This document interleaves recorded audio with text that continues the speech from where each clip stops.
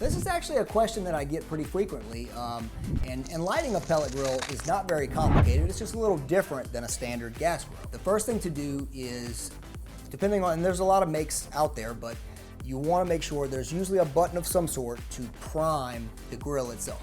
And what happens there, when you hold the prime button down, it will make sure there's enough pellets into the fire pot for when you go to actually use the solid state igniter, that there's something there to actually catch.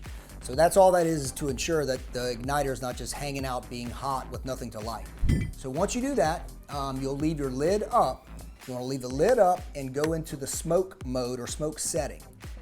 And until your grill begins smoking, leave the lid up and let it do its thing. Once it starts to produce smoke and it's well lit, you can close the lid and then adjust the knob or the buttons, depending on the model you have, to whatever your desired cooking temperature is at that point. You're good to go.